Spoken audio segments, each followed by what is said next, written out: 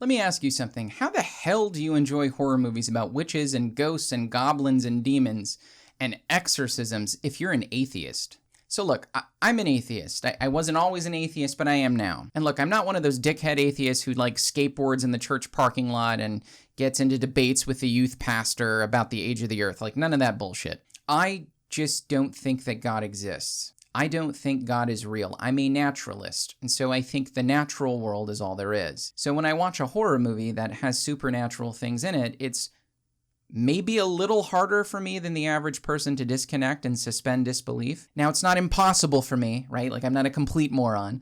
I'm just not as open to those fears. And there are exceptions to this. You know, It Follows, Hereditary. I love Drag Me to Hell, Evil Dead, The Witch. I mean, I have my own favorite horror films that have supernatural stuff in them. But I thought it would be kind of a cool idea to provide what I think are a good top 10 list of horror films for atheists. God, I can actually hear how condescending that is. Maybe a better way to describe it would be to say top 10 horror films for naturalists. So these are horror films where there is no supernatural culprit, but the film is still quality and scary, and I think horrifying. By no means is this list meant to be exhaustive, nor do I think that these are like all the greatest horror films ever made, but I think the atmosphere of all of them emphasizes our loneliness in the universe, that we're the origin of our monster stories. So these are my top 10 lists in no particular order. Antichrist. And no, it's not because it's called Antichrist. I know that's what you're thinking.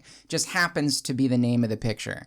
This is a movie about chaos and a reversal of the Edenic realm. This movie paints a picture of the opposite of the Garden of Eden. It has one man in it, one woman in it. They're both in the woods, or garden, if you will.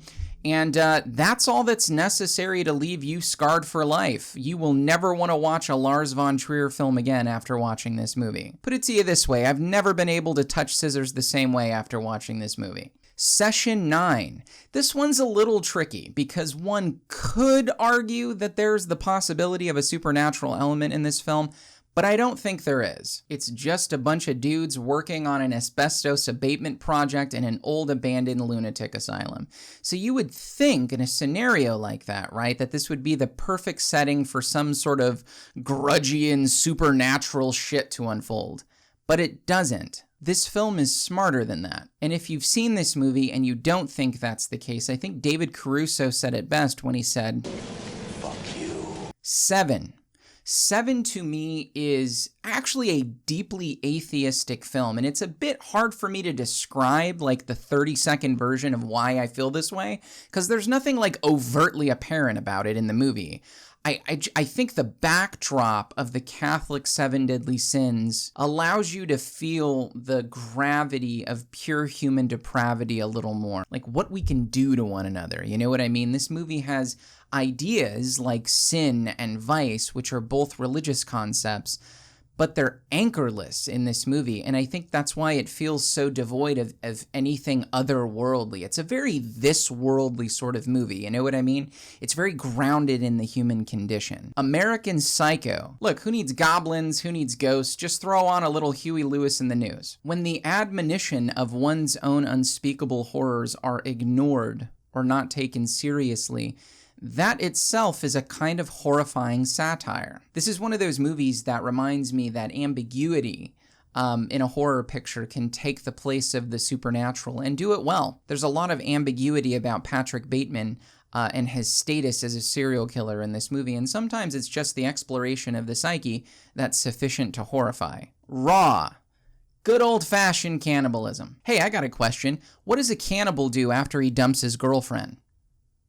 He wipes his ass.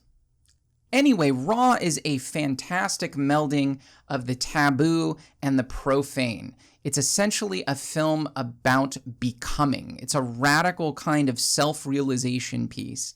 It blends sexual desires with the consumption of human flesh and relies purely on those human capacities for its fear.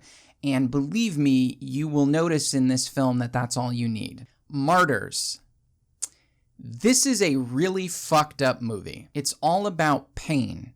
How much suffering can a human endure, and does that suffering lead to a higher state of being? Basically, Hostel meets Nirvana. Like, not the band, like the actual state of nirvana. In many ways, I think this horror film is actually almost perfect for this list because it seeks to find the supernatural. Like, if you know the movie, it's actually an attempt to find it, to glimpse the other side.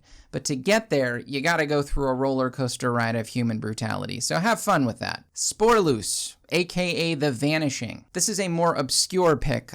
It's a 1988 Dutch thriller taken from a novella called The Golden Egg. How do I describe Sporeloose? I really don't want to give you the plot, so I'll just say this. You know how murder mystery movies sort of play off of our curiosity of what's really going on, of what happened? You know, who the person is that did it, who died, who's responsible, how they did it, those sorts of things. Well, this film knows that you're going to feel that way when you watch it, and it absolutely punishes you for it in the end. The ending of this movie is everything. And to the extent that you want the question answered that this movie poses to you, the worse you're going to feel when you get it in the end. The Invitation. The Invitation is a masterful study in tension. It's one of the most tense films I've ever seen, and it simply takes place at a dinner party at a house. This is one of those movies where you know something is wrong throughout the course of the film, but you can't quite put your finger on what it is. You know something's off and some shit's about to go down, but you don't know what it is. This is a movie about the past and trauma and guilt and the culmination of how not to express those aspects of the human condition. I'll leave it at that. It's a very slow burn film that eventually leads to a pretty big fire. The Grey. This is one of my all-time favorite movies, period, horror or otherwise. It's probably the most deeply impacting movie for me I've ever seen. In fact, it's been on my to-do list for some time now to do a full analysis of it, but I'm a lazy son of a bitch, so I haven't done it yet. This movie is not about killer wolves. Hate to break that to you. Although even then, if it was, there's still nothing supernatural about that. It's about a bunch of guys that are dying out in the snow who each represent different views of death. This film is about staring into the abyss. In fact, the last scene of the movie is pretty much that. God is nowhere to be found in this movie, despite being sought after. So to get personal for a minute, if you're in the process of losing your faith, or if you're doubting your religious faith at all, and God help you if that's true, I don't wish that upon anybody. I'm not one of those assholes who wants everyone in the world to be an atheist like me. But if you're in a state like that, this movie is a way of sort of thinking about what's next as it relates to mortality post-religious deconversion. At least that was my experience. It certainly helped me and served as a bridge for me. And the wolves are pretty fucking scary. Sunshine. Sunshine is not really a horror film. It's a sci-fi film. It does have a monster in it. It's a terrible monster, shows up in the third act, almost ruins an almost perfect film. However, aside from that one flaw, this is a movie about breathing life back into God. It's a movie about human beings rebooting the sun. I mean, when we think of the sun, right, we think of kind of like a god figure. It's this big, giant thing in the sky that's been worshipped for thousands of years. You know, it sustains us and gives us life. And yet in Sunshine, it's the humans who have to save the sun, to give it life again. Or else, you know, the human race and everything on the planet will die. This is a movie where there's no one out there doing it for us. Nobody's coming to save us. No aliens are coming to give us secret knowledge that this is going to happen.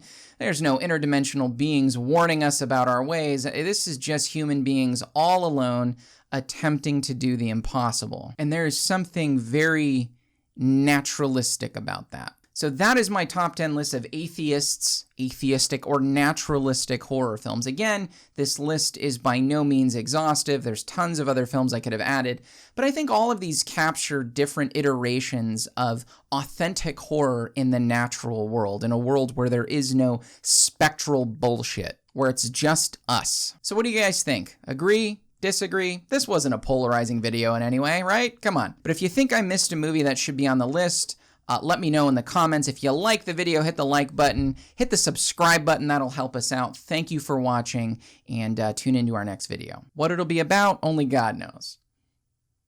Wait a minute.